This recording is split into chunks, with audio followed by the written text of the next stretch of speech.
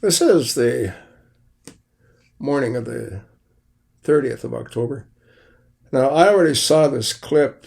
It's put up by One Shot TV. And I'm going to attach the link. It plays for around 17 minutes.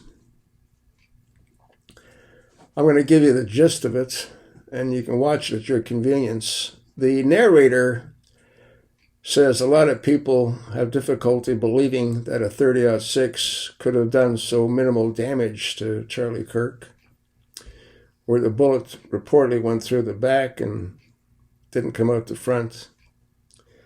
And he says bullets do strange things, which they do strange things. And then what he does, he sets up a ballistic gel and he hits it with a 30-06. And the ballistic gel shows a very deep wound channel. It actually bounces right off the table, if I recall correctly. And the next thing that he sets up is he puts up two big hunks of pork with a big bone in between the two hunks of pork. And he shoots at it with a 30-06. Absolutely devastating. Goes through the front, shatters the large femur bone, I guess from a cow, and then shatters the pork behind it, which is what would have happened if Charlie Kirk got hit with a 30-06. Now, I'm getting a little bit gun shy because I've had a lot of these videos that I tried to upload disappear when I go to download them. So I'll play about 5 minutes of this, but you'll have it to watch it its entirety. It's a 16-minute and 47-second clip. What's going on, everybody? Welcome back. Thank you for watching. Today we are going to be discussing a couple more theories surrounding the Charlie Kirk assassination. Now, I already gave my initial response in a previous video. I will link that here if you want to watch it. Senseless, pointless, and took a good guy away from his wife and kids. That's basically my opinion on it. Now, as expected with any high-profile tragedy like this, there are no shortage of conspiracy theories on the internet right now. So, today we are going to be discussing the controversy surrounding the ballistics of the 30-06. So there are thousands of people out there right now, including very popular creators with large followings, who are convinced that the damage sustained from this shot was not consistent with the 30-06. They think it should have been way more severe. I'm not here to say yes or no. I just thought we would test the caliber for ourselves and find out in real time how much damage a 30-06 actually does. Now, before we get started, one thing I want to say is it recently came out that the bullet did not have an exit hole. The doctor said he found it just beneath the skin. A 30-06 to the neck with no exit wound, that is very unlikely. Some would even say impossible. I'm not going to say anything's impossible because we all know bullets do weird things, but obviously no one believed it. Everyone freaked out. And the way they released the story, they made it sound like the bullet went into his neck and then stopped in like 2 or 3 inches of flesh, which I would go ahead and probably say that is impossible. But since then, I have heard the theory that because of the trajectory the bullet was fired from, it curved downward and went into his back. And that would make a lot more sense. How many times have we shot fleshy targets and seen bullets take 90-degree turns and exit out the side, especially rifle rounds? It is pretty common to see that happen. So on my way here, I watched Mr. Guns and Gear's latest video. I highly recommend everybody go and watch that. He has a ton of experience and he broke it down very well. Gave it a low percentage chance, but not zero. And again, anyone that shoots a lot will tell you bullets are very unpredictable. So there's also people speculating on a body armor ricochet, which would make sense if there was no exit hole, because obviously a bullet hitting something like that would dramatically affect performance. The reason I do not believe this is true is because there's a ton of pictures of him right before the event started, and you can clearly see his chest through his t-shirt.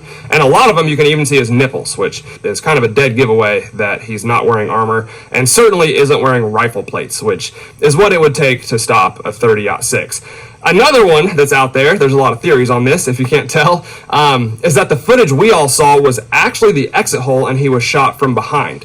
I would say this is plausible, definitely possible. I can't say for sure yes or no because we don't have like real high-speed footage.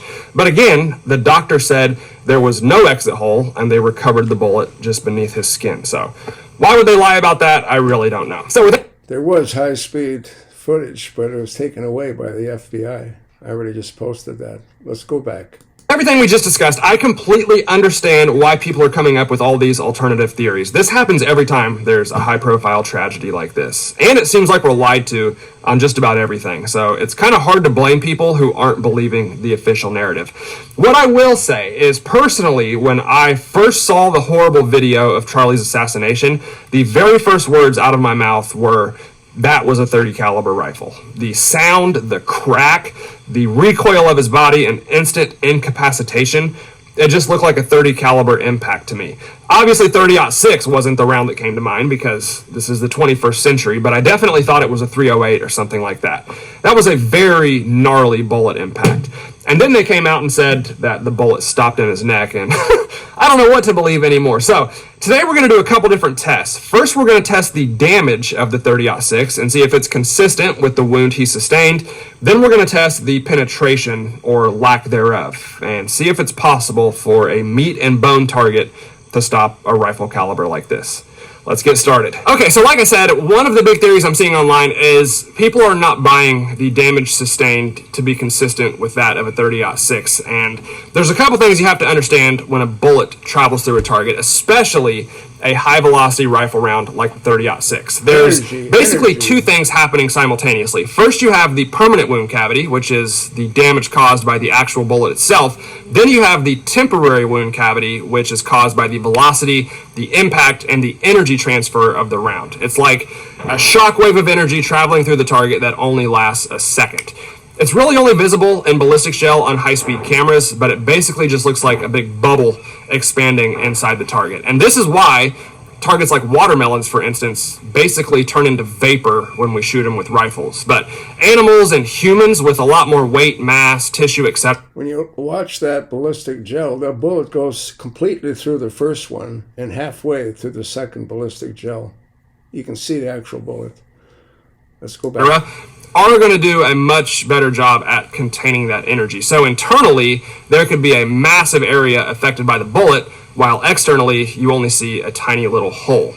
Hopefully, this kind of clarifies it for the people that thought the damage should have been far more catastrophic. That's typically not how it works when people get shot. So, today we're going to shoot a few different targets with the .30-06 and find out for ourselves how much damage this rifle round actually does. Alright guys, the first target we're going to shoot with the .30-06 is a 10% clear ballistics gel block. I'm hoping that this will show us both the permanent and temporary wound cavity so we can see the difference. I've also got some water jugs behind it and kind of scattered off to the side just in case the bullet passes all the way through or takes a sharp turn in the gel. This should also probably show us how unpredictable high-velocity rifle rounds can be. Now, I was going to start with a watermelon just to show you how crazy those are, but we literally just shot one in our last Charlie Kirk video with a .308 at 142 yards, which is the exact distance he was shot from. So I'll probably just play that video now, and you can see how dramatic it was.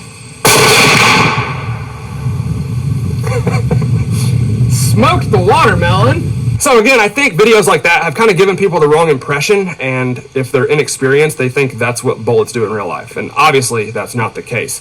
I'm hoping this will help prove that point as well. Alright guys, the rifle we're using is the 1903 Springfield .30-06 from BFF Firearms. We've got our 150 grain full metal jacket, probably the most common .30-06 ammo there is. The problem is, we don't know what kind of ammo this guy used. They typically don't go with super high-tech rounds, so this is a pretty good guess, but we just don't know for sure. Let's see what this one does. I'm going to try to put it right in the middle of our gel block.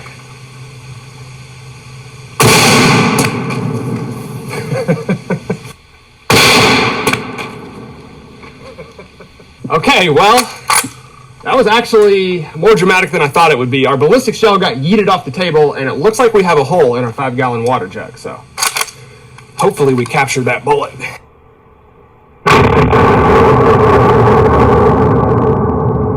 You see the energy, the way that whole thing vibrates? That's what would have happened to Charlie Kirk's neck. But it didn't. Now I'm going to fast forward it to the shot on the pig neck, and you'll have it to watch to its entirety. So let me go here. I'm going to go to the 10-minute and second mark. Exactly, which is obviously not possible to do. We could get 10 different results shooting the exact same caliber and the exact same target. That is how unpredictable rifle rounds are. But for the people saying that the damage would have been way more catastrophic, I've even heard people say it should have decapitated him and all this crazy nonsense.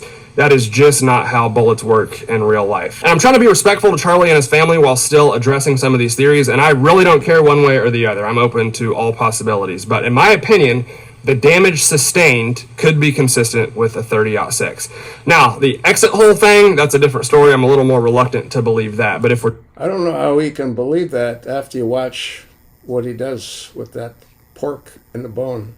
Just looking at the damage, the 30-06 does sound plausible. All right, guys, next up, we are going to do something a little more interesting. Now, like I said in this entire series, I'm not using ballistic dummies just out of respect. But for our final test, we are going to use real meat and bone. So I haven't done this in quite a while because it's honestly kind of gross. I don't know if you can see, but there are bees all over this thing.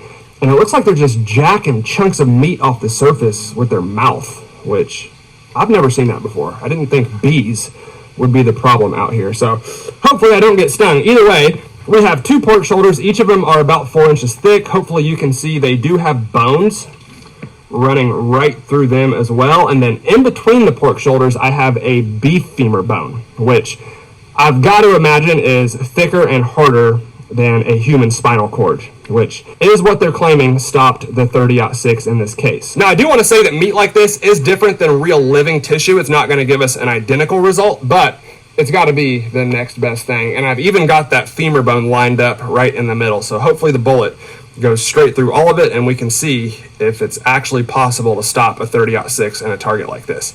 I don't think it is, but I'm hoping that we can prove me wrong. Let's do it. All right, same bullet, 150 grain 30-06. And again, we really just don't know what kind of ammo was used. If it was a hollow point or a really lightweight soft point or something like that, that would dramatically increase the chances of the bullet staying in the target. But since they're not telling us anything, there's really no way to know.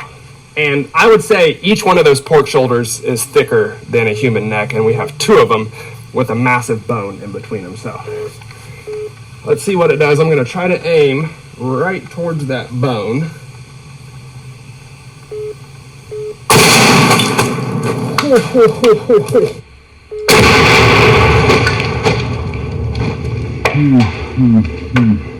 Okay, that literally knocked leaves off the trees.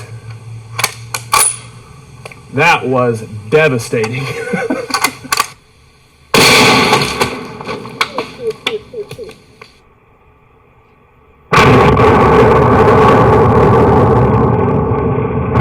Imagine if that was Charlie's neck, huh? Look at it, there's nothing left of it. The bone is splintered, blown to pieces. The beef's blown to pieces. Okay, so this is the first pork shoulder that our 30-06 hit, and it did hit kind of towards the top, which is good. That is where I was aiming. Still a direct hit, and you can see that it went straight through that bone that is in the middle of that pork shoulder. So it went through that one, straight through the bone, came out the back right there, didn't even really start to do any damage. Then after it went through the first pork shoulder, it hit our femur bone, and the damage it did to this is absolutely diabolical. It just blew right through it, split it in half, and I don't even know where the other half is at. I did hear bone fragments raining down on the table. So maybe it just got completely exploded, but you can clearly see that that massive bone was not enough to stop the 30-06. It just blew right through it. And then surprisingly, at least to me, the second pork shoulder that was behind our femur bone is where the vast majority of that damage was done. Slap the crap out of that bee. We do have some bullet fragments on this one. I don't know if you can... All right, folks, so you might want to send a copy of this clip to that cross-eyed FBI director and have him try to explain how this is even remotely possible. You'll see the 4 inches of pork get decimated. You'll see that femur bone get splintered into tiny little pieces. And you'll see that other 4-inch pieces of pork get decimated as well. Like I said, if Kirk would have been hit with the 30-06, it would have taken his head clear off. Have a look at it, pass it along, and thanks for listening.